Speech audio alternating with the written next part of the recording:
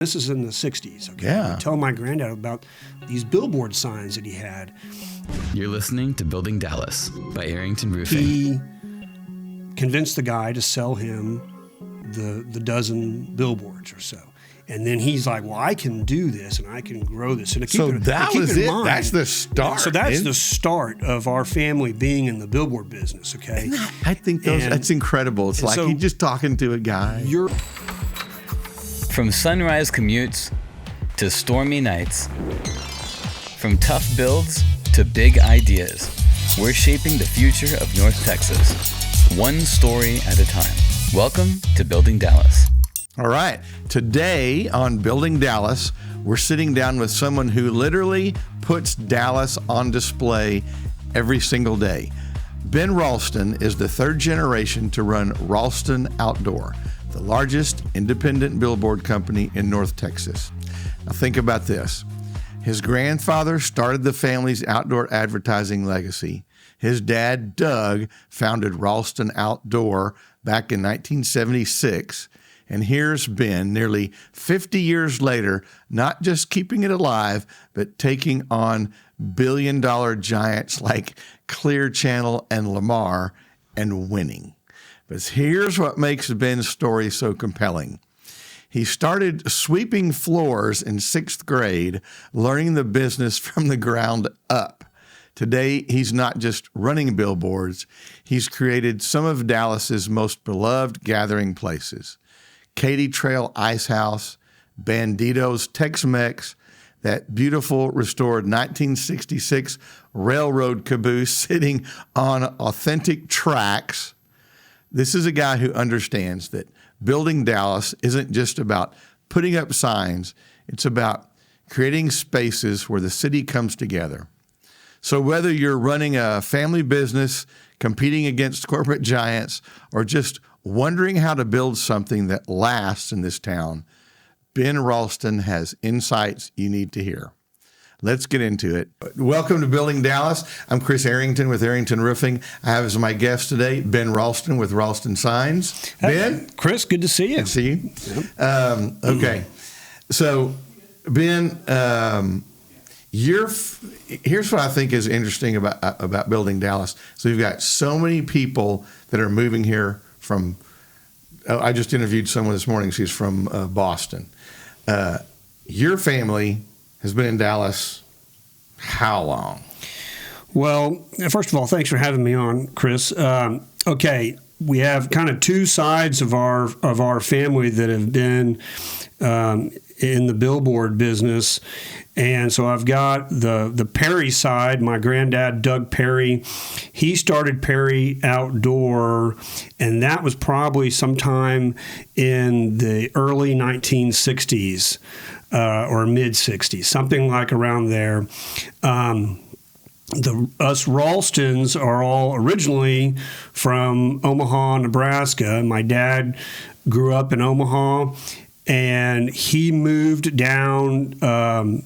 Even though he's a big Husker fan, he decided to go to SMU for college. Okay. And so he got to SMU in 1968 and met my mom at SMU. And so really my mom the Perrys have been here. My mom grew up in Dallas and the Park Cities and has been here forever. And my granddad met my grandmother in Dallas when he got out of the Navy from World War II or thereabouts. Yeah, and he had spent most of his formative years before World War II in near Chicago, and then moved down to Dallas after the war. But yeah, so my dad met my mom, and they got married. He went back to Omaha. They went back to Omaha after SMU. He went to Creighton Law School, and they lived in Omaha while he was doing that. My mom taught school in the Omaha school system, and she always told me that they had some big blizzard that rolled through, and it was just one too many times. And she was like, she told him that like we're going back to Texas when you're done with school. Yeah, because in Dallas, all we get is hail. Whoa. Hell, little did they know. Yeah. But so yeah, they moved back, and my dad was trying to. He had taken the bar in for state of Nebraska, and then was working on the bar exams for Texas. And I think it was around that time that he started working for my granddad in the billboard business. And I'll backtrack real quick, because I one detail from my granddad. I remember him telling me that when he was out of the Navy, he had a job with Sears. And this was back when Sears still was kind of the king. They were kind of the Walmart. Were they in that big huge building? The big huge building down on the south side. They were kind of the Walmart of that era. Oh gosh! And you bought everything. He had, and he was in sales for Sears company, and he had told me that he had a customer or someone that he met through his work with Sears that happened to own a dozen billboards, okay? And the guy would kind of tell my granddad, and this is in the 60s, okay? Yeah. He would tell my granddad about these billboard signs that he had. And so my granddad was very interested in that. And then at some point, he convinced the guy to sell him the dozen billboards or so. And then he's like, well, I can do this and I can grow this. And so that was it. That's the start. So that's the start of our family being in the billboard business, okay? I think that's incredible. It's like you're just talking to a guy. You're looking at Dallas in the 1960s that was still kind of relatively a smaller city. It wasn't a town. It was a city. Yes. No, because I grew up here too. And it's like there's so many roads that are huge now that didn't have a curb on them in the 60s. And so during those years, and then when my dad, he hired my dad, and all my dad did for a couple of years was go out and find locations and build signs. Build billboards where he could get permits. And again, you're talking about the 70s, that era where, it was kind of the Wild West in terms of, well, as long as the zoning was good and the spacing from other billboards was good, the city of Dallas would grant permits. And so my dad helped kind of build up the Perry Company. And then my Uncle Charlie Cooper came on, and he continued with my other uncle, Cullum Thompson, continued working for my granddad Perry. Yeah.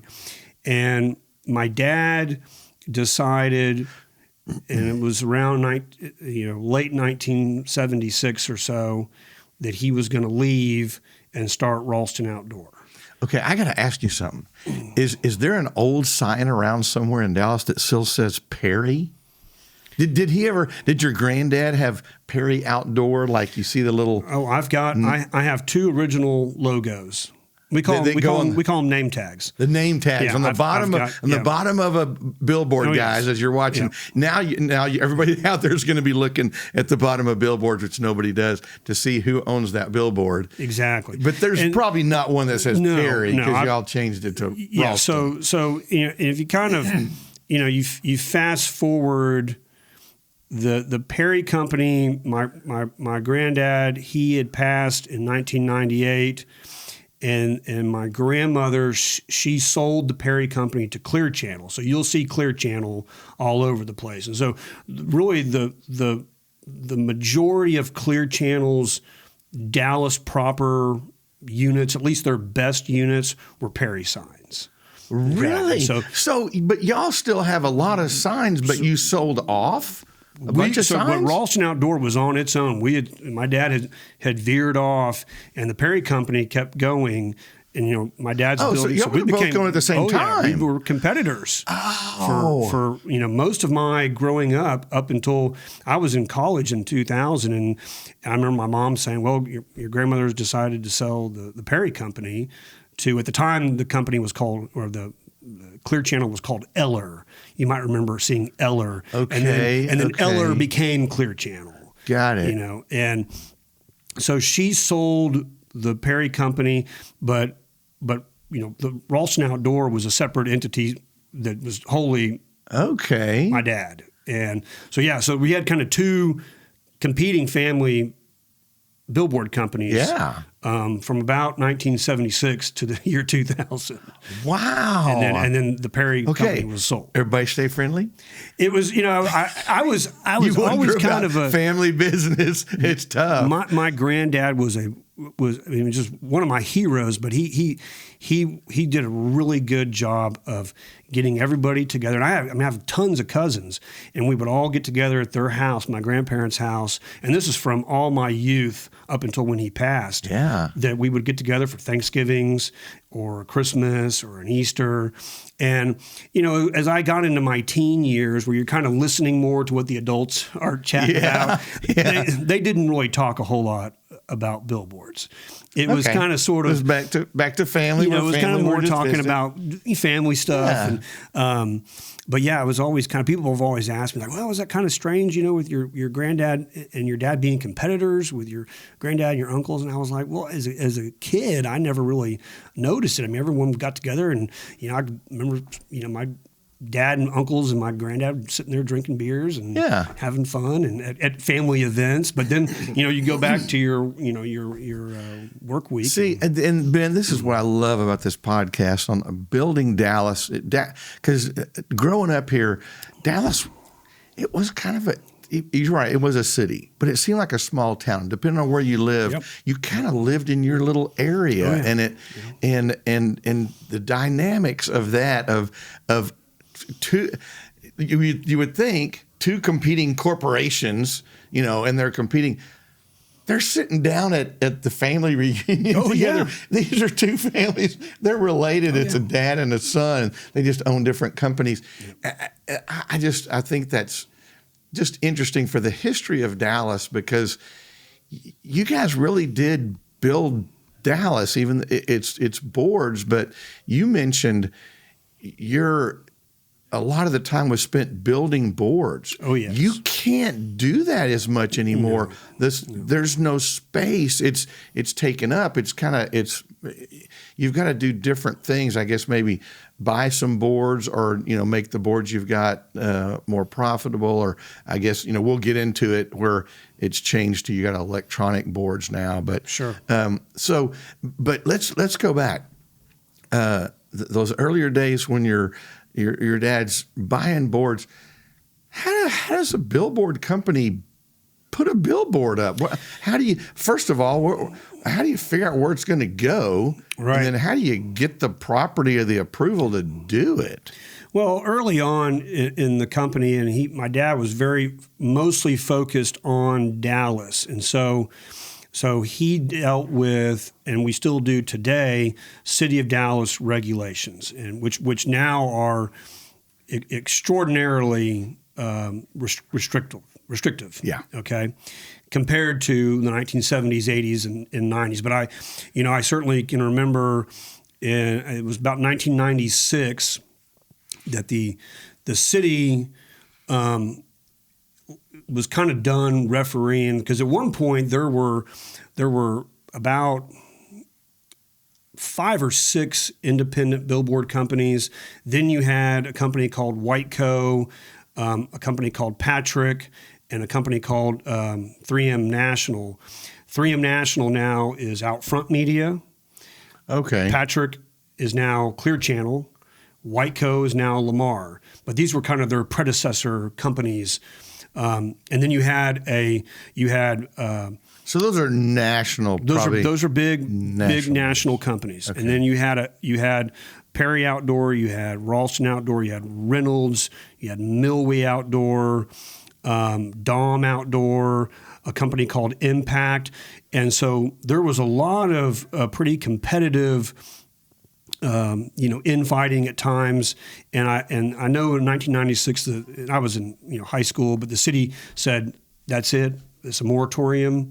There's no more new billboards unless the highway department or DART or the city, some kind of governmental entity requires you to remove a sign. Then you can rebuild it with these rules. So we have within the city of Dallas or the county? That's city of Dallas. City. So we have a relocation ordinance, which is great. So if you do have, I've gone through this several times where we've had to move a sign, whether they're widening Stemmons or widening LBJ, if DART's moving some tracks around. So it's nice to be able to have that, because if you don't have that relocation ordinance, then you're left with nothing. Yeah. But back to kind of to your point, Chris, like anything, the billboard business is a little bit like playing chess, I suppose, with not only your competitors, but figuring out where legal sites are to erect a billboard. And it was this big game of chess, and you've got different rules. You've got, some zoning, and I'm speaking specifically to the city of Dallas. You have some zoning categories that don't allow billboards. You have some zoning categories that would allow billboards. And so, as Dallas was growing, new freeways were being expanded on, being kind of brought onto line. And then, so my dad would be out kind of figuring out, okay, well, this property is zoned, MU3 or CR or industrial, these, okay, I can get a sign there, I can get a permit here, here, and here.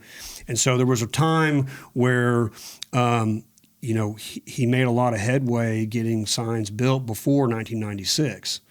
And, one of kind of the a real historical, in terms of like locations, we've always originally looked at what the railroads were doing, okay? Because railroads generally are on commercial, if not industrial property. Like, you're not building a railroad on residential zoned property. So we would always look for railroad locations. And so like our oldest signs in our fleet, and I'm talking about from the late 70s, early 80s, our oldest signs are mostly on railroad property. And so that could be like, Southern Pacific at the time, Union Pacific, the MKT, the Burlington Northern, BNSF okay, now. Ben, probably most people aren't even aware of where railroad tracks are these days. No. Do they run along the roads? Yeah, so you got, you have a lot of, different areas. I wouldn't say there's a whole lot that run parallel with freeways, but a lot of freeways in Dallas cross over railroad. And that could be over DART Railroad, which is passenger service, TRE, which is passenger service, or right now there's only two main freighters. But we would look for locations, and like, even to this day, we have a couple of locations that are on DART property. And so DART is our landlord. And so we pay DART. And I've got some that are on BNSF property. So it's kind of... That's fascinating. You're looking at railroad patterns, but it intersects this road. Mm-hmm. So it's not that I'm trying to find something on that road, but the railroad crosses it and I put a sign there, I'm on the road. I mean... Yep. Yeah. Okay. So it was that was a real historical model, and you can go really any big major American city, and you're going to see billboards that are in the right of way of railroads, and they face a major freeway. Yeah. You can go to Chicago, you can go to New York. I mean, even in Chicago and New York. And one thing that the city of Dallas would never allow, but like in Chicago and New York, you can go and you'll see full 14 by 48 frames that are attached to railroad trestles. So the actual physical bridge that might go over a busy road, and you'll see it up there. And those are really cool. I mean, I've taken some cool pictures of some in Chicago, and you're just driving down and you're like, wow, there's a billboard, and it's bolted on to a steel railroad bridge. Yeah, because I can't even think of a billboard that's not on a stick, right, somewhere. And then well, however, we've done some buildings where we had to flash around the billboard because it was in the building. It was in the building. I mean, it was. I don't know. I don't think it could have been sitting on the building. It had to go to the ground. Oh, sure. Right? Yeah. Oh, yeah. So it was like a big tree growing up through the building. Exactly. Isn't that crazy? What? So are those like what was first, the billboard or the building? Well, if you go like in downtown Dallas, and we don't have any of these, but like in downtown Dallas, and there's a couple. If you're coming in from IH 30, IH 45, you'll see like the old Adams Hat building. It's a big brick warehouse from either turn of the century 19. But they've got like a frame. It's not a pole. It's not. That's like a roof mount. It is built on to the roof. Usually those were kind of erected with I-beams. Yeah, it's a steel truss. Yeah, steel truss, and those set on the roof of that Adams, and those are operated by out front. But the roof-mounted billboards are some of the oldest ones in the city of Dallas. And you'll see a few around downtown. There are not a lot of them, but those probably date to like right after World War II, or if not before World War II. Gosh, when you said the hat, Adams Hat. Adams Hat company. I don't know. Isn't that weird? I got that picture, and I could see that billboard. It's two of the most iconic. See the billboard. The two most iconic billboards in the city of Dallas, of course, is the Waterfall billboard. Oh God. That Clear Channel has, and that's right up backs to the Katy Trail. Yes. And then the Adams Hat, the two billboards on the Adams Hat building. Those are probably the two most iconic billboards. Okay. Of course, everyone is like, "Hey, is that Waterfall building? Is that a Ralston?" I'm like, "No, it's not." But I mean, it's pretty cool though. And that was it? What beer was it? It was like Falstaff. So I think forever that Waterfall. It would have been for a Falstaff or a Pearl when it was first built. And then it's had an iteration of Coors. It's been Coors quite a bit. Okay. It's been Miller. Is that Waterfall still running? Oh yeah. What a Dallas icon. An icon of the city is a billboard. Is a billboard. Guys, when you move to Dallas, you got to see a billboard. But it's got a waterfall on it. That's a trip, crazy. Isn't it? That's crazy.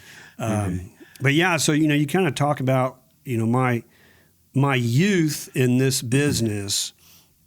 And I think in your intro, you mentioned, sweeping the shop floor.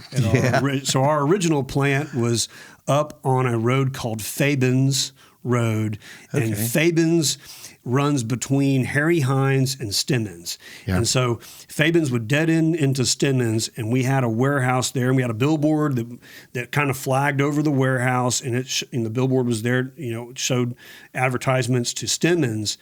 But I worked in the warehouse or with one of the crews handling panels, and I did that, from about the summer after my 7th grade up through, summer after junior or senior year. Mm-hmm. And I will tell you, full disclosure, I was fired or quit every summer. I would have some issue with my dad, and we'd get into an issue, gosh. And so it just was one of those things. But I spent most of my friends. I don't really remember any of my friends really having serious summer jobs. People would go and wait tables and bus stuff like that. But as far as being like schlepping panels around, and keep in mind this was mostly in the 90s. And this was at the end of the hand-painted era of billboard advertisements. So our old shop we had big paint racks, and so the crew would come in and they would drop off panels, and the panels would be either metal panels or panels made out of wood. Okay, and I would help as I got bigger and stronger. I would help the painters rack the panels on the paint racks, and then they would paint the advertisements, and then those we had 2 paint racks, so you usually had, copy being painted simultaneously, and it always had to kind of wait. I can't remember if it was a 24-hour wait or whatever it was for everything to dry, because you have to restack those panels onto the trailer that was going back out to the location. And if you stacked them, because you'd stack them face to face, and if you stacked them and they were still wet, well, then you have a big problem. That paint would start peeling off, and you have all kinds of issues. But we had a master painter, and his name was Newland Willard, and the guy was an absolute savant when it came to painting billboard copy. And now we take it for granted, the print shop we use. I mean, I can take a picture of you right here, and it's going to be printed at a really, high resolution, and it's going to look like you. I mean, but this guy could paint pictorials that were really incredible. And I mean, I had the foresight when he was winding his time down. I had the foresight. We had my dad had saved, it's kind of cool. He had saved one wood panel that he had built. It was the first, because he would build his panels when he first started. This was a panel, it was a 10-foot by 4-foot wood panel. It was the first set he built himself, and he decided for whatever reason to save one of the panels. And I remember when I got back, it was after college, and I'll tell you in a second, I worked for Lamar for a couple of years. Mm-hmm. And after I got back from working for them, I started working for my dad or for the company. I was in our warehouse. This is the old shop on Fabens, and I found this panel, and I asked him, I go, is this like original? And he's like, that's from the first set of panels I built. And so I had the idea, and this kind of was a few years later after that, and Newland was still working for us before he retired. And I go, hey man, would you paint the Marlboro Man on here? The iconic Marlboro Man. Okay? Gosh. And so this is where we'll cross over into the Ice House. Okay, so if you go to the Ice House, and if you're looking at the Ice House from the patio, you've got the 3 garage doors. Yeah. If you go in that one on the left and look at that wall, you're going to see that original Ralston billboard panel, and the Marlboro Man is painted on there. And so he painted it, and it hung in the old shop on just kind of from the rafters. We had it hanging there. When you think about just billboards, billboards, like the most iconic billboard art of the 60s, 70s, and 80s, and early 90s was the Marlboro Man. Yes. And then, of course, the government banned all tobacco advertising. Mm-hmm. But I just remember seeing that as a kid. I was like, I just want to have the Marlboro Man. And Newland, he had old artwork from like the 70s or 80s, and he was like, you want to go with, because the Marlboro Man, he might have like different colored shirt on some, and I go, let's do that one. And so it was hanging in the warehouse, and I remember Buddy came up to the warehouse. Because when I got involved in the Ice House, when we built the Ice House, I and still do today, help out quite a bit on graphic design, whether it's with our logo, menu design, and all that kind of stuff, and signage. But he was up, and we were looking around at stuff, and he looks up, and he's like, "What are you doing with the Marlboro Man?" And I was like, "Oh, it's just kind of our mascot back here." And he's like, "We need to put it in the Ice House. People need to see that. People need to see this." And so I can't remember. We have conflicting stories on whether it was some kind of trade or barter. I mean, I still think he owes me for it. But at any rate, you listening to this, buddy? at any rate, the Marlboro Man, when we built the Ice House and we're doing the decor, the Marlboro Man was one of the first things that went up. So that came directly from Ralston Outdoors shop, and then of course, what's become kind of an iconic patio art is the Falstaff billboard that's in the patio.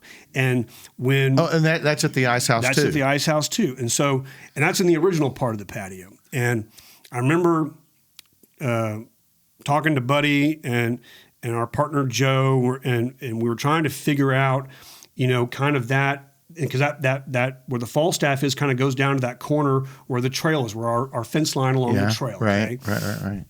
And I told the guys, I was like, well, because there was an old framework because at one point there had been a warehouse that went that whole distance to where the shack is, where we do the barbecue out. Yeah. Okay, so there was kind of some leftover, the end cap of the building was still there. So there was, this is more kind of your business, but there was still, pipes and stuff that had framed that up. And I said, well, look, I can get my sign erector out here.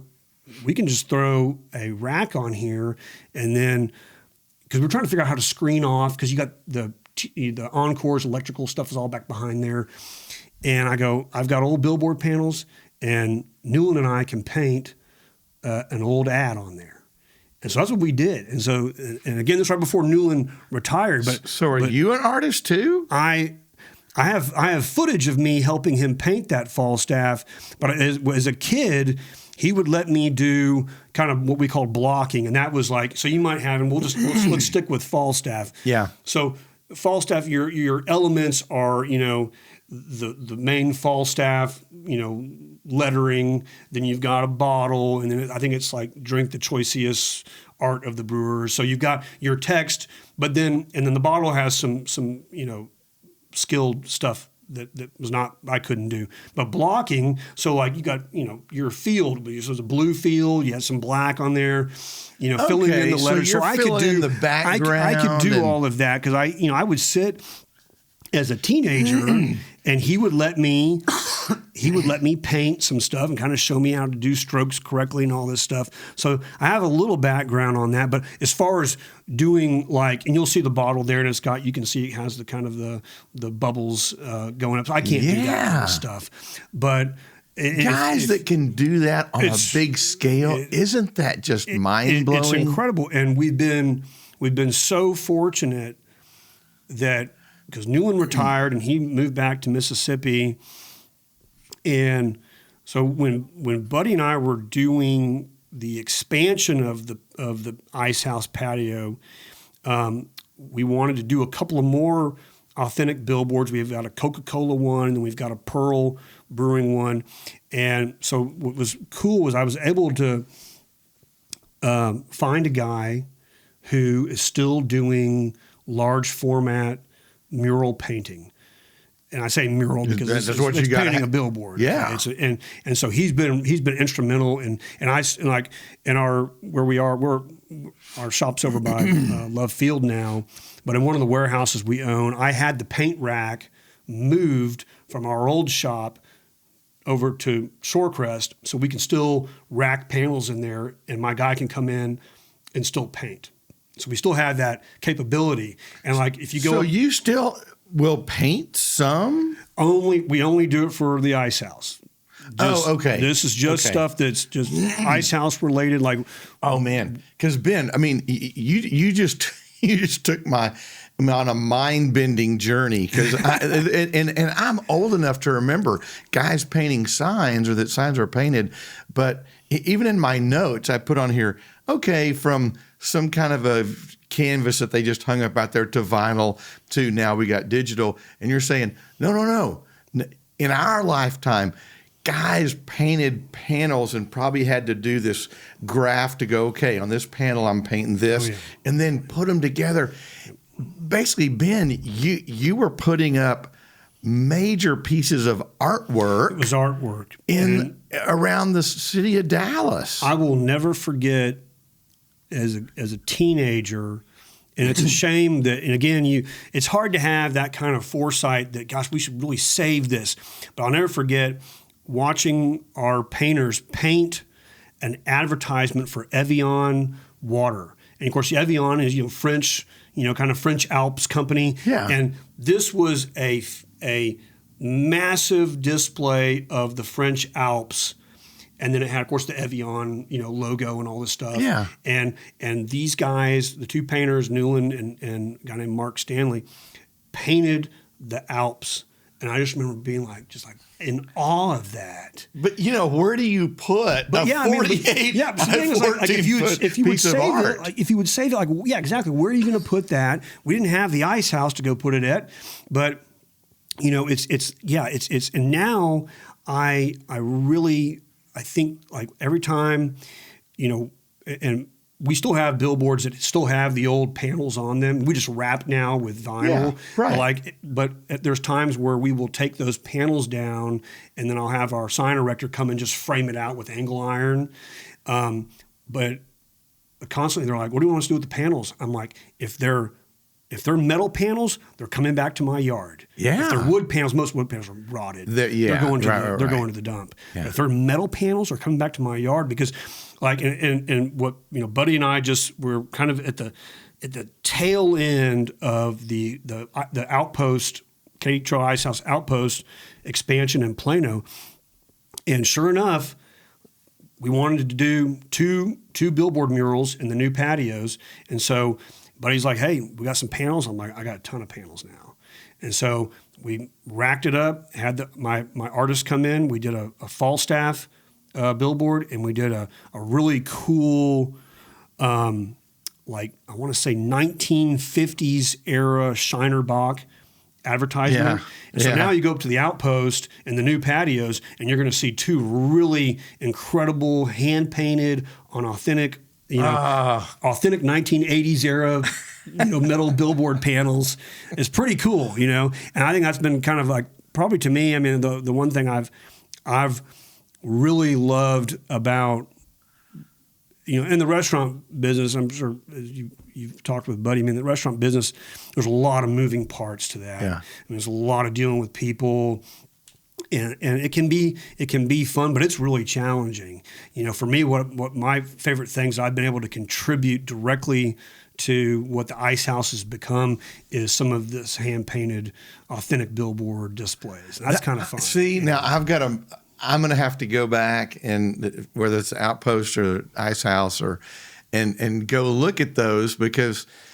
Probably, and everybody that's watching, when you go to those places, or you just see a billboard out now and you look and you see electronic, or you just see a big piece of vinyl, just think that back in the day, it was artwork. There are guys out there painting that, and that just, I just think that's fascinating that guys can see the final picture when all they can reach is 1/50th of it. Yep. That they could actually work on at a time, and then to think, how much it's art. It really is. It's where art and business. I never thought about this. Where they really come together. It's got a purpose. It's got a name on it. It's advertising somebody. It's getting my company or somebody's company visible to the public, but through a visual medium that someone's got to produce. I mean, even, when I look at signs that maybe don't have, the Alps or anything like that, but maybe it's all text. There's a lot of work that goes into the colors and the size, and I'm sure. And let me let me swerve into this because I want to get this question out. Is back on just truly on a billboard. What's the best? I don't know, billboard in that? It seems to me like when I see a billboard. If there's a face up there, I see that first. Sure. If there's text, I can only read so much because I'm driving by. And I look at signs that are trying to get me to read a paragraph, and I go, why are they I don't have enough time, much less, I'm not sure I can read that. How do you guys advise your clients, or how does that work? When somebody says, I want a billboard, what do you tell them? I can tell you, and really that strategy of laying out a billboard copy, that strategy has evolved quite a bit in my lifetime, especially. What I tell people, and some, in our business, we get quite a bit of business that has been generated by an ad agency or a buying service that we have no control. We don't have any input. All they've done is they've contracted. They want this billboard over on Central, and they're sending the artwork. Like like WinStar Because Casino. now you're just going to send it someplace. They're just going to print the whole thing. And I'm only contracted for the ad space and to produce the vinyl and then to produce the labor to put it up, and I'm done. And so on those kind of things, we have no input. Now we might get copy, and I might say, gosh, that's just way too much on there. But then again, like, hey, if we didn't generate it in our shop, and if it's sent to us by an agency and we're ordered to, hey, this is the contract, put it up, they don't really, a lot of times they don't really want my opinion. Okay.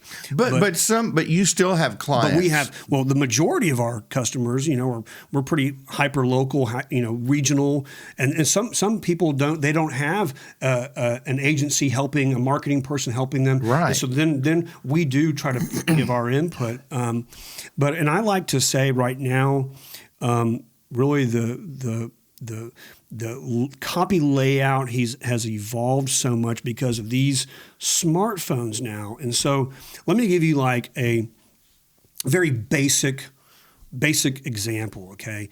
And I'm going to take Buc-ee's, okay? Buc-ee's is has become the iconic travel stop in our state for sure. Right. And don't get me wrong, I mean we do business with, I've got Quick Trip, I've got Pilot, some Shell stations. So we've got a lot of that. Loves, they're all great. But Buc-ee's has become kind of this iconic, and maybe it's the character. They've got this beaver, okay? And he's this character, okay? And again, like I can tell you, okay, well, all right. And there's two different types of really billboard advertising. You have what you call sort of general marketing advertising, and then you have what we call directional advertising, okay? And so let's go with directional because we're talking about Buc-ee's, and they're trying to get you off. You're going to Waco. They're trying to get you off in Hillsboro for you to stop at the new Buc-ee's in Hillsboro, okay? And we've got a bunch of billboards down there, so we've got Buc-ee's. And so, they might have the iconic beaver logo, and they might have just cleanest restrooms in Texas, exit 368B. Yeah. That's it. That's it. That's all they want. But really, and I'm not, let's be careful, audience. I'm not, this is for your passenger. But if your passenger, let's just say you're driving by that billboard and you've forgotten what that exit is, okay? But you remember, hey, there was a Buc-ee's, I saw the billboard like 10 miles ago. Yeah.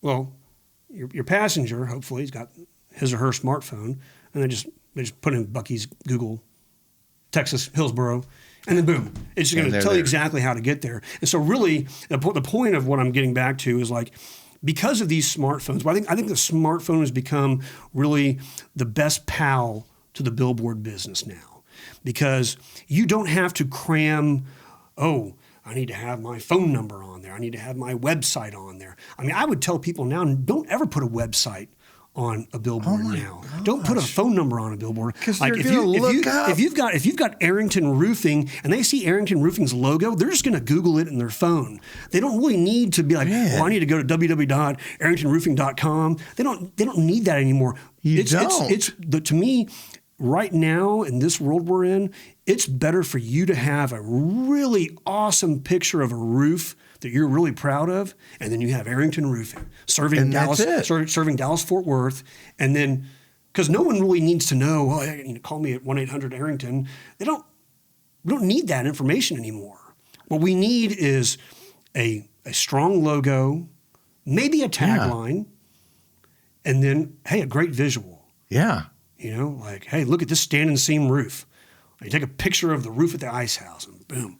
Oh, man, I want that roof right there. Oh, my God. So I mean, really, you think about it. Hey, that's worth the price of admission today, guys. I mean, just to know, here's how the world works. If you're going to put up a huge, gigantic billboard, make it simple, because you're going to go back to this and find all you want to know. You're going to get all the extra information. I mean, I will never, Chris, I'll tell you a story from my time at SMU. And I was a history major, but I did an advertising marketing minor, okay? So I went to several of these classes. I remember going to this class, media planning, okay? And I must have been like a junior or so. And so we had like a, whatever you call it, kind of a, the teacher broke us into like, kind of study groups, and we were going to have a project. Each group was going to have a project, okay? And you were going to come up with a media plan for this project. So she gave us some casino in Las Vegas. That was our client, and we had to come up with a media plan to drive traffic, okay? Okay. And I'm in this group with, 3 or 4, my students, and of course, I'm a Billboard guy. I'm like, hey, we need to juice this media plan up with billboards I'm telling you, from Los Angeles all the way to Las Vegas. Like, hey, this is coming, I can't remember what casino it was. And I just remember like, and I think we did. And of course, keep in mind, nobody had smartphones. This was 1999, 2000 era. So we were kind of in the .com, time. And so, everyone was like, web advertising and all this stuff. But I'll never forget, like, the teacher, she's going through and, kind of giving her critiques of everyone's media plan. And she gets to my group and she was like, guys, what's the deal with all the billboards? And I just remember being like, I was like, well, I think there's a lot of people from Los Angeles, from points elsewhere that are driving to Las Vegas. Not everyone's flying there. And I think we're going to try to hit people on the freeways to come to this casino. And she's like, it's kind of I remember she's like, it's kind of a dying medium. And I just was like, wow. You talk about like, tail between my legs, just kind of like, holy moly, what the heck just happened? And like, but I'll never forget that.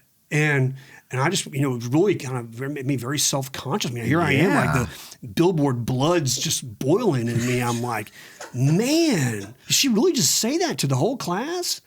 And, of course, we're still in this business. Oh gosh. And really, the thing, and again, I go back and I will tell people that, hey, the smartphones are your best friend with your billboard campaign. Yeah.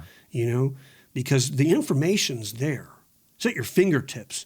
The billboards are just helping you either, hey, exit now for Loves, or hey, I saw Budweiser. Okay. Yeah. I'm gonna get myself a Budweiser next time I go to the Ice House or whatever it is. Okay. Yeah. So the information doesn't have to be crammed onto the billboard face anymore. It really is just, hey, and you can really, there's just wonderful examples, but it's always been, hey, you need to have, good, strong logo, decent tagline if you want to do that, good visual, and I don't want to forget to leave out, contrasting colors is the best thing when you're looking at, you don't ever want to do like, if you're putting like red and black, okay, unless you have like a really strong red, that will bounce off that black, But sometimes, like if you look at, and I'll go back to the Ice House, like our main logo is red, black, and white, but that white in there helps keep that contrast, and so puts that background. So if you can imagine looking at either, let's go with Coca-Cola. If you looked at a Coca-Cola logo,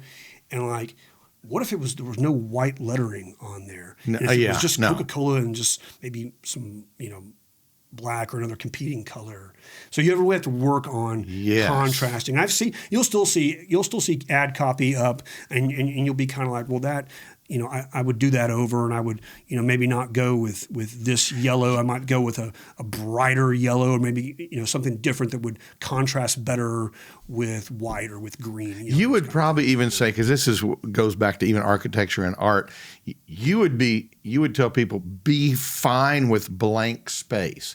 Now, I'm not saying that it's white, but it could be a pale yellow. It could be something that's framing a darker color, or a dark color framing a lighter color. Sure. But don't try to put lines and things all over it. Yeah. Give it some room to breathe. To breathe. Yeah. Less is more. Mm-hmm. But I like that too. That put it over here.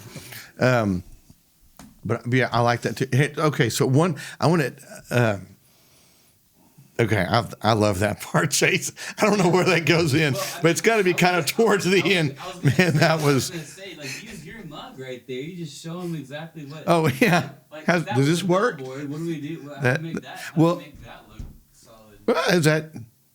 Are we okay? Pretty You're good. good there. Yeah, You're good all right, there. good. You're Yeah, I mean, contrasting okay there. the green probably doesn't pop as much on this, but anyway, hey, It would, I mean, like sometimes things will pop more on either a brighter tan or a white. Yes. on something like that. yeah, but again, that would improve I mean, this a little bit. Imagine if this Give me a better cup next time, Chase. No, I'm just saying. Imagine No, if this was a billboard, it's different. A cup's different than a billboard. yeah, Yeah. but imagine if this was a red or a maroon cup. It's not going to do you much. No, Right. yeah, that'd be tough. Okay, hey, one because I'm a little bit of a technical guy, but man, we swerved into some good stuff here. I think I love it. I love it. I mean, I didn't know we were going to get into this. I'm going to get into artwork. Like I never thought about Billboard. We're talking about guys that are incredible artists, but some of the business part of it, also about building Dallas. You didn't really get. We started on kind of a little bit about the land, but tell me, the Billboard guys don't own all the land on the freeways. No. How does that work? How Right. does the real estate side of Sure. I would say we have kind of sort of four scenarios of the space for a billboard that it rests on. So, like in our company, of course, we have quite a few that are on land leases, and so we lease a 4 foot by 4 foot pad or site from a property owner, and we pay them for us to be there, for the billboard to be there. So that's kind of. But then the sign spreads out. That's true too. So there's height things. There's an aerial right. Of it. Okay. Yeah, that's a good point. That's a good point. So that's kind of example. But you got to stay within building restrictions. Oh or yes. Some kind of Oh yes. Okay. Yeah. And we don't build a whole lot of new billboards. But the ones I've built in the last, 5-10 years, been mostly outside of Dallas, whether it's down at Cedar Creek Lake or out by Tyler or, Hillsborough area. Where there's still room to do it. I am dealing for the most part with TxDOT. So TxDOT is the governing body of billboard permitting in the state. Okay. So people understand the road that you drive on isn't all that's owned by the state or the federal government? Yeah. Because I guess Or the interstates, municipality. they own a lot of the land on to the access road and then past. Yeah, I'm so you'll sure. have right of way. And so, but like if we're looking at, let's just say out kind of where I commute from, on 175, go out there. And so, you're, US 175, that's a TxDOT regulated roadway. What are the right of ways on those kind of roads? Oh gosh, they 200-300 feet. Yeah, they all 500. I wouldn't say 500, but certainly you can have anywhere from 100 to 200 feet from the edge of the pavement out, and then sometimes you got it if it's a big like an interstate or a U.S. highway. Sometimes you incorporate the service roads. So it can get pretty wide. Okay. And then once you're on private property, and then you file your paperwork with the state with TxDOT, and they'll come out and inspect where you're wanting to erect a billboard, and they kind of go through their whole regulation process. And then what are your leases? Are they 10, 15, 50, 100? As long as we can get them. So that's a negotiation. That's a negotiation. Okay. And what happens when the lease runs out? Do they have to? Now you've got a valuable thing there. Exactly. And so, obviously it's always our goal is to renew the lease, or if it's a railroad license, renew the railroad license. That's always our goal. Now there are times where, we've lost signs to development. We very rarely lose locations to just a disagreement with the property owner. You know, we've lost more to, hey, Because I'm sorry. what are they getting? So they're getting a monthly check. They're getting mailbox or rent. Yes, they're because getting rent or from they're us. getting a lease. Yeah. Okay. And most people these days want the rent money. Yeah. So, Mailbox money, right? mailbox Yeah. money. They're not having to do anything. but because they're not responsible. No. A private or public, they're not responsible for anything with the sign. Nothing. It falls over, you got to fix it. We have liability insurance, all that kind of stuff is covered. I mean, it's very, you know, I mean, there's in railroad leases, there's probably some more things we have to do than with private property, just because it's, you know, you got a lot of railroad legal issues, you know, stuff like that.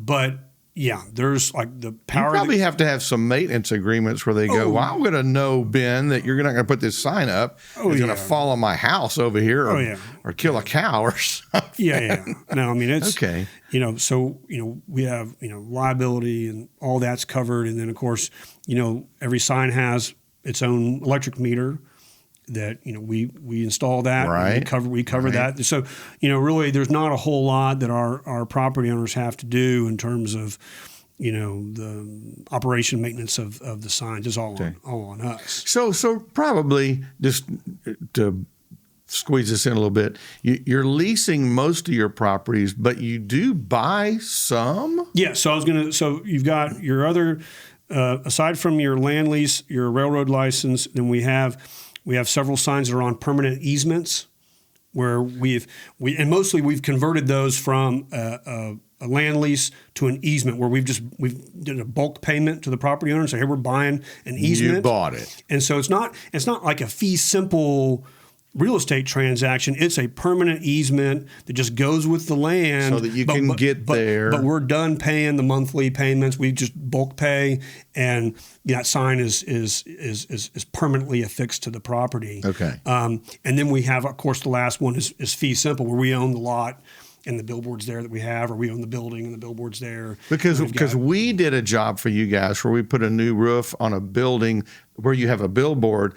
So y'all own the building, right? The building and the billboard. Yes. Okay. So and that may be the minor part, because that gets to be a big expense. Now you're in the real estate rental business. That's another business. We have several of those, and we've had several of those where, you know, we were able to buy the commercial property, hold it, and then we've carved out an easement for where the billboard is, and then we sell the property off. Okay, yeah. And then we just retain the easement. Got it. Okay.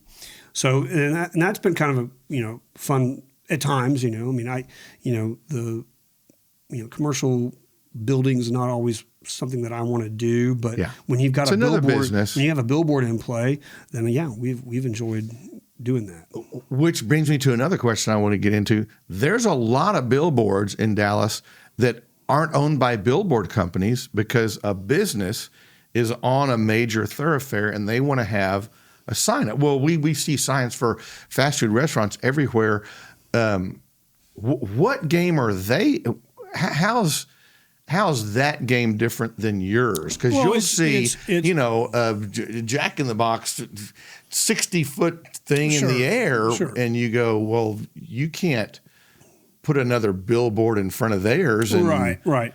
I mean, you know, you're really asking that, you know, our business is off-premise signage, which, you know, the euphemism is just billboard business. But, even though there might be a sign on a building. Sure, which is a premise sign.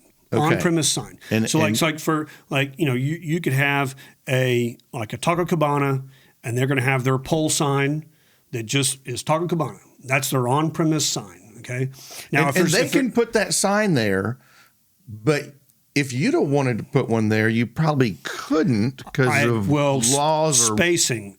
I think, you know, it's 200 foot from an on-premise sign, whereas it's 500 foot from another off-premise billboard. That's just City of Dallas. Okay, so somebody's got a billboard here. They've kind of negated any opportunity of doing a billboard within so many feet of theirs. Yeah. So when we've done relocations here, and we've had to move a sign for a TxDOT project, and then I'm kind of, again, this goes back to playing chess. You're kind of looking at, and you got, all the competitors. And so you're looking at a map of the city of Dallas, and you're trying to figure out, okay, well, where's a spot? I've got to find the zoning first. I got to figure out zoning that's allowed for the relocation. And then when I find those sites, then I got to get out there and figure out, okay, do I have 500 feet from another, whether it's Clear Channel, Lamar, Out Front, whoever, I have 500 feet from them. If I'm looking at this site, is there a pole sign? I got to be 200 feet from it. So it gets kind of, you're looking, I don't want to say it's like needle in the haystack on some of these, but sometimes it can be that way. But still, it's not just sticking a pole in the ground. I mean, there's there's a bunch of stuff. I remember we had a relocation, and part of the ordinance was you cannot be within like 150 feet of a public park. So you have some restrictions with public parks, obviously with schools, obviously with churches. So you have kind of these three, like you can't just go and, like if you've got, here's Stemmons Freeway and there's a church right here, and even if the lot next door to it is good zoning, well, you better be 150 feet from that church. So there's a couple of these rules. But I remember one that I had found, I'm like, man, this is perfect zoning. There's no premise sign. There's no other billboards nearby. But there was a park, okay? And again, you go, and so I took it down. Well, first of all, you looking at the ordinance, like, well, public park. And it might even be, publicly owned park. I can't remember what it says, but it's one of the two, okay? But, so looking at, DCAD, the appraisal district, I go in there and I'm like clicking on, because it had like a little City of Dallas Park thing on, little benches and stuff. Mm-hmm. I'm clicking on it, but it's coming up as a private property owner. And then I'm doing a little bit more digging, and I'm like, well, they just lease it to the city. The city doesn't own it. And then according to the ordinance, it has to be publicly owned. As I go to the, I go to the sign department. I'm like, well. They're like, oh, it's by a park. I'm like, yeah, but it's not publicly owned. Okay. I got the permit. That's awesome. But So, that but, took but, some you, but, research. you're, but you're looking. Sherlock Holmes, yeah. I mean, you're trying to figure out, because if I hadn't done that, I hadn't figured out that it was just, well, they just leased this little strip of land to the city to have put up some benches there, But I should clarify that these rules that are in place are good rules. Right. I do think I don't think anybody wants to go and build a billboard next to a school or a public park, anything like that, because there's rules for that, and I think the rules are good. Mm-hmm. But it needs to be, well, this is a publicly owned park. Yeah. Not that I just leasing the city something. Yeah. It's a different deal. That's an apple, and this is an orange over here. Because as people, we get into something and then we overdo it, and then you're like, okay, there's too many. So you're saying, hey, it's good. It causes you to have to do a lot of work to find out where you're going to put the next billboard, but it's good. Plus, if you could just stack billboards one right after the other, then nobody's going to. People would just stop looking at them when you get to be flooded. I think that you don't want to have just too much proliferation of signage. I mean, there's appropriate places for these, and there's places that are not appropriate. And like you look at kind of statewide, we have different. A lot kind of down, I think, kind of more hill country, but you'll have sections of road that are, they're scenic byways, and down, and it's just beautiful, and you're not seeing, billboard after billboard, and I appreciate some of that stuff. I mean, I remember I took the family up to Vermont. Well, there's no billboards in the whole state of Vermont, okay, and we were driving around. Are you serious? And I was like, gosh, and I kept thinking, what am I missing? I'm like, there's no billboards here, and Vermont's a beautiful the whole state. I'm pretty sure. Wow. I think Vermont and Hawaii have the most restrictions. How do they know what to get off? How do they know where the next Jack in the Box is? Yeah, the Buc-ee's. Where's Or the Buc-ee's? Where's the Buc-ee's? Where's Buc-ee's? I mean, you got to go. You got to go to your smartphone. There you go. So, but yeah, I remember just driving around. I was like, gosh, Vermont was like being in Ireland. It's like, this is beautiful. What's missing? It's like, oh yeah, there's no Walmarts over here, and there's no Billboards. They probably Walmart has to cover itself up with trees. Who knows? Yeah. He can go too far that way too. Hey, so on another like a business thing, how does it? Not that you have to tell us what prices are, but what drives the price of the face of that board? It's mostly traffic. So Number of cars. We get the raw data from City of Dallas or the Highway Department. TxDOT has. I mean, they've got traffic counters for everywhere. So there's you're looking at your eyes on, which is just your traffic data, and then obviously, some people are looking for certain zip codes. Okay, and I'm trying to advertise over here, and whether I'm trying to hit, this part of the city, or I'm trying to hit this part of Tyler, Texas, or what have you. And so they will be looking for, I'm looking for a specific zip code, and that might be to target, like a Tractor Supply for whatever reason that just needs to be near that zip code, or so you do have, certain areas that people are looking to target, and then of course, the traffic counts. And so really, and then there's just kind of other market, variables that, obviously, seeing what the competitors are charging, and I mean, so, we tend to formulate the rates, and, certainly we're more of a discount carrier compared to the national guys, but, the rates are kind of generated by, hey, how many cars are going by this sign? Okay, and then let me get this because I think this is interesting to me. So you put up a sign and it's two-sided. Well, one side, you're on the side of the road where people are driving right into it. Right. The other side, I'm on the other side of the road, especially when you get into the highways and all. So does that affect the price on it? Sure. I mean, okay. I think you've got there's probably generally speaking, people prefer like the right-hand read because you're next to it, It's probably the more dominant, stronger read. And especially if you are on just a straight and narrow road, okay? But like we have a sign at like Stemmons near Commonwealth that, you got Stemmons and John Carpenter are coming together, right? Okay? And it's making this big bend. Once Carpenter has joined with Stemmons, it makes this big bend. Yeah. And our cross read, because of that bend, okay, our cross read is so dominant that you're almost looking at it. That you are, as you come into that bend, you're looking at straight at it. Okay. Yeah. Now, so the angle of the roadway plays a huge role if you can get if you take a cross read and all of a sudden it's that's the better read than even the right hand read. Right. So I do think that's and especially I will, when it comes to our, we have about a dozen digital boards, okay? And when we were first doing this, I was like, well, it's got to be on the right-hand read. You can't, why would you ever put anything on the cross read? Well, I mean, kind of, again, you kind of get out in the field and, kind of the old answer. Well, the answer is in the field. You got to go find the answer and figure out, and you're going to put these, because, when you're going to do a big capital outlay to, put one of these digital screens, I mean, that's not a cheap deal.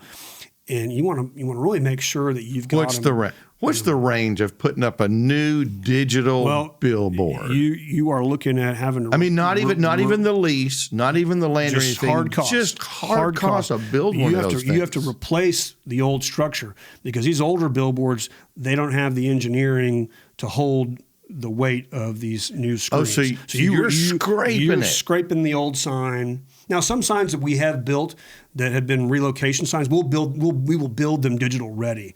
in the event in the future that we can go and do that. So we'll pay So for you extra can put the engineering. structure in to be ready for it. But older signs that, hey, we got an opportunity to convert this to digital. I mean, if the sign was built before, certainly before 2010, it's coming down and it's getting replaced by a new structure that is engineered to hold the screen. Okay. So you're probably looking at,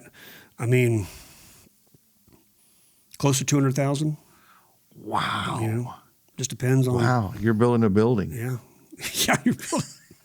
Yeah. And then so on the digital, since we're talking about the phone and all, now you're not selling. You're selling time more than anything. That's a very good because point. you got 16 clients on that thing or 10 or whatever. How do you do that? And this is kind of because it rotates. Yes, kind of following industry trends. And I think there was a time where when these things were first coming out, and this was kind of, I want to say 2012 or whenever Dallas would allow some of them. Okay. And I think, I remember like looking at, the brochures, and there's I think 3 or 4 big companies that manufacture these things, here in the U.S. And looking at their brochures, and like, because going through my mind was like exactly what you said. Well, oh gosh, I can have 20 advertisers on this thing. Yeah. Well, fortunately, a lot of the big national companies put these up other parts of the country. So you're kind of figuring out some trends, and the 20 advertisers doesn't work. Okay. And so it's gotten down to the model that we go with right now is a 7 or 8 slot model. So 7 or 8 advertisers, and they rotate through on a 24-hour cycle. Mm-hmm. And usually that dwell time is, it's like, 10 seconds, it's like 10 to 12 seconds dwell time, and then it will switch to the next advertiser. That's a long time. Because you guys probably know by the time someone can see this at this many miles an hour, you're past I've got 4 seconds to make an impact. But we have found that model and the advertisers, I think, are happier with a shorter roster of advertisers. Yeah. Because they get more. So they get to come more up. Content on there. They're getting more time on there.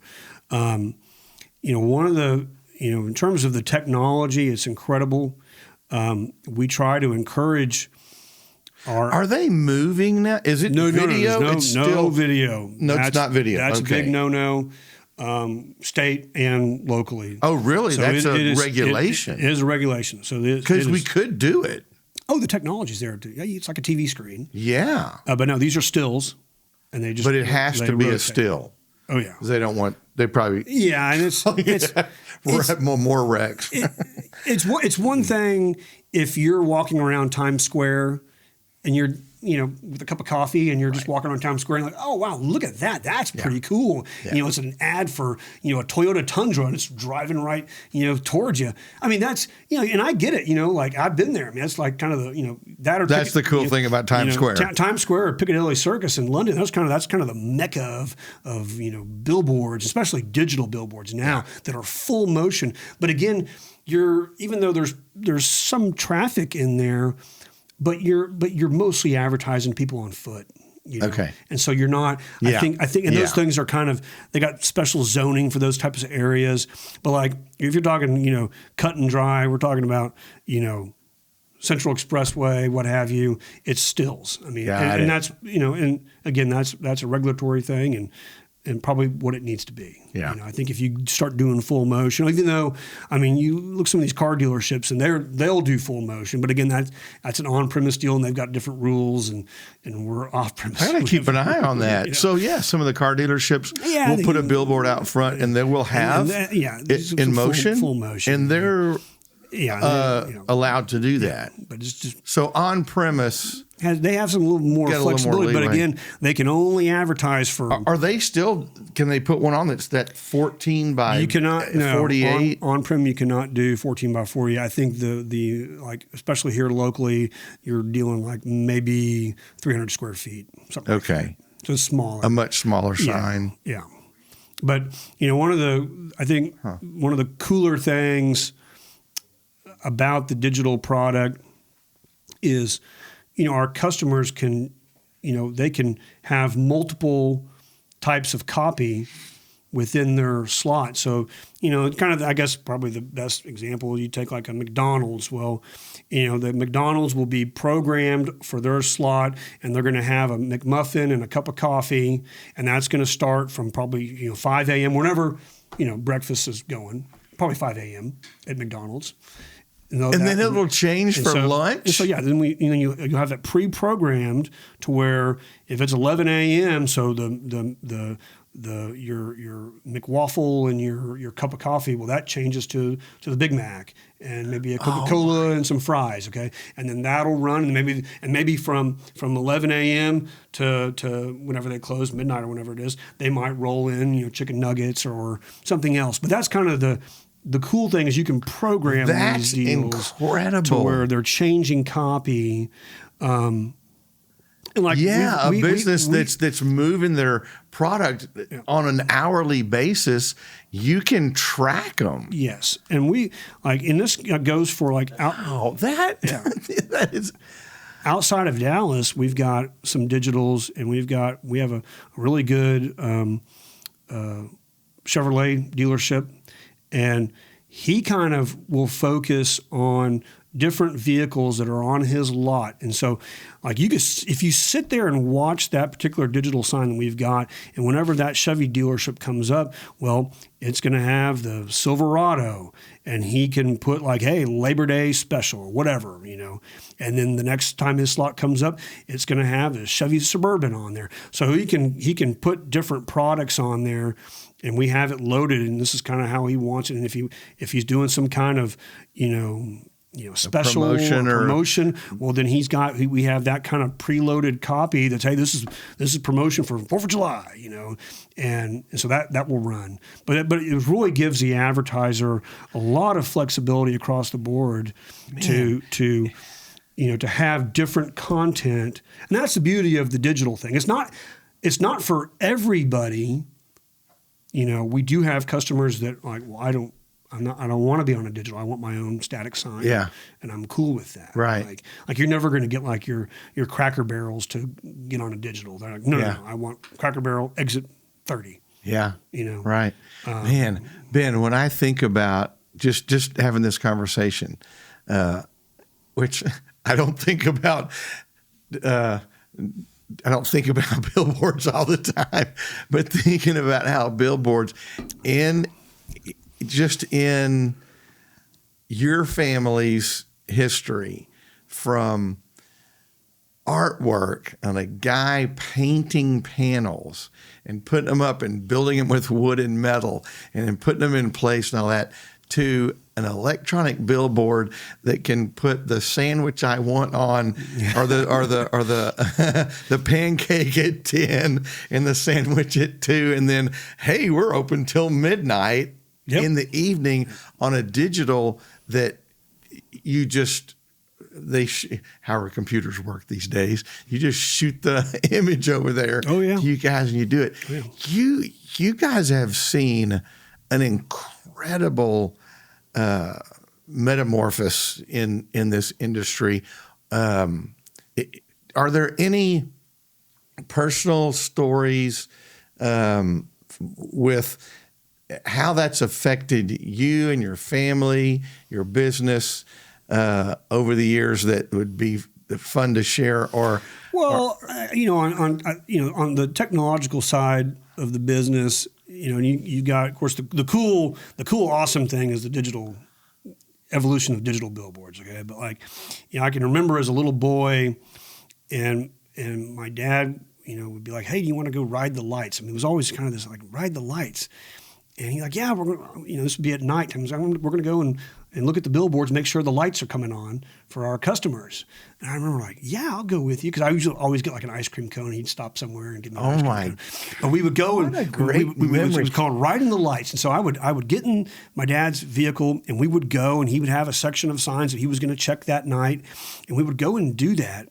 So riding the lights is a trip in the car, driving by the signs, driving by to make sure the bulb's not out okay. on that one. So that what was a fun story. That was something we would do, and really continued doing. And it gets it's hard to go and check everything, but I don't know when this is.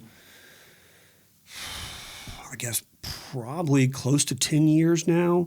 But I met a guy through, we're in the Independent Billboard Operators of America. It's called the IBO. It's an association of independent billboard companies. And so they'll have these conferences a couple of times a year. And so this was years ago. I went and met these guys and they're from I think from Huntsville, Alabama. They've got a company called SmartLink. Okay. And so they have they're like you have a little hallway at this conference, and they got the vendors, set up. And so talking to these guys. And so you got to understand all the billboards we have, it has an analog time clock that's very similar to what your sprinkler system runs on at your house. Okay. It's the same idea. Okay? Mm-hmm. You can go in there and set it to come on at dusk and go off at midnight. Or if you need to, if an advertiser is paying for it to stay from dusk till dawn, well, then you can adjust it from dusk to dawn. Okay. So you get the idea. Yeah. Okay? Every sign you got your breaker box and then your analog time clock. Okay. Mm-hmm. And so I'm talking to these guys, and they've got, these devices, and it looks like half the size of a shoebox. And I guess SmartLink. I'm like, well, tell me about SmartLink. I'm like, well, are you tired of riding the lights? And I'm like, yes, I am. Yeah. After so many years. And so what their product does, they have nothing to do with, billboard copy. Their product controls lighting for billboards. It's satellite linked. And so it was a cost for them to come in, and they brought their boxes for every single one of our locations. So we're talking about, several hundred, locations. Okay, whatever. And installed them, dismantled, or took, cut off and took down the analog boxes and put these SmartLink boxes on the column of every sign. And then they come to the office, and they have their software loaded on to a couple of our computers, and you can see and now we had to do some data entry. So they took lat and longitude of every single billboard location, okay? And then these smart links are all tied in to some kind of satellite thing that's beyond my pay scale, okay? But the beauty of this deal is my sales director, he can pull up SmartLink and he can adjust from the screen. He can adjust, okay, this billboard over here at Stemmons and Regal Row. Okay, we got one side is unsold, so we're going to turn the lights off on the unsold side. This other side, that advertiser wants dusk to dawn. So we'll adjust, okay, and this will calculate in, it doesn't always work. Sometimes we have to kind of tweak it, but usually we'll calculate in daylight savings. Okay. That was the biggest pain with the time clocks. It was you get to late October every year, you got to go out and move it back, whatever. Yeah. And then spring forward. Yeah. You go to every single one of these signs, and it took a long time. Now we have guys out in the field and go, hey, you need to switch these clocks to the proper time, blah, blah, blah. So we can kind of get it done by our staff or what have you. Yeah. So it's not just me having to go do it. But it's just another but you get thing the to idea. do. It's another thing to do. Yeah. And all of a sudden, so this SmartLink system, you can turn faces off, lighting, okay, turn them on. You can adjust the times, all this stuff. And so you really from the office, okay, yeah. And you get kind of there's added benefit on some energy savings, because it's really not there's really no real purpose. If you have an unsold face, there's really no, I mean, at least my opinion, there's really no purpose to have that lit up at night if it's unsold. I mean, just turn it off. Yeah. Save the energy dollars. Right. But that's been kind of a pretty cool. It goes from my time when I was probably 6 or 7 years old, riding the lights with my dad, and here, 10 years ago, like, oh, we have a device now. This, it was upfront. Some cost up front to get those all installed, but now it's like, wow, I mean, it's paid for itself over and over. Oh gosh, no, that's incredible. And funny story about, I'll tell you that involves the time clock. So this was 2006 when I got engaged to my wife. Okay, and so I had told her, I go, hey, and we were going to some event. I said, hey, I got to stop and check the time clock real quick. And so this is over at Greenville Avenue and Lovers Lane. Okay. Okay. And so I had the guys put up on we have a billboard that faces Lovers Lane. It's right there above the Shuck and Jive. Okay? So right, you got Central Market over here, and all this. And I put, Bonnie Kate, will you marry me? -Ben on there, okay. But I strategically put it on a billboard. So it's on a billboard. I got pictures of this, okay. And people were honking their horns and stuff. So I strategically drove my vehicle, from like the Cruth Haven area in Greenville and came back to the south so that she wouldn't see it. And then I came into the shopping center, and parked. And again, around the corner was the billboard, okay? And so she's like, I'm getting out. I'm like, hey, do you want to come see one of these clocks? You ever seen a billboard clock? And she's like, okay. Yeah. And so she turns the corner and looks up, and here it is. And I get on my knee, and people, this is big, Greenville Avenue, Lovers Lane, that's a busy intersection. Yeah. And people were slamming on their horns and yelling, and I had a bunch of buddies in Shuck and Jive drinking beer. And they were taking pictures of it, and I still, like, at our house, we still have a picture of Bonnie and I, standing there, and then the billboard's behind us, and says, Bonnie, can't you marry me? So it's a pretty cool story. Not everybody gets. So to, obviously, she said yes. Oh, she said yes, and we'll be. Let's see, 2027 will be 20 years. Wow. And so Bonnie awesome. is Buddy's niece.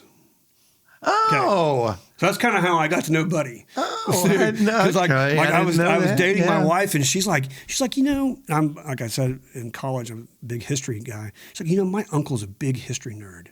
And I was like, I'd like to talk to him. What is he like? He's like, oh, he's into the Civil War and World War II and Vietnam. I was like, oh, I can talk to him, And so I was one of the first times Buddy and I hung out. We were drinking beer and talking about, Battle of the Bulge and Stalingrad and stuff. And I was like, yeah, this guy's pretty cool. I didn't know that about Buddy. I didn't know he was a big history. Oh, yeah. He and I, guy. we can get together and we will talk.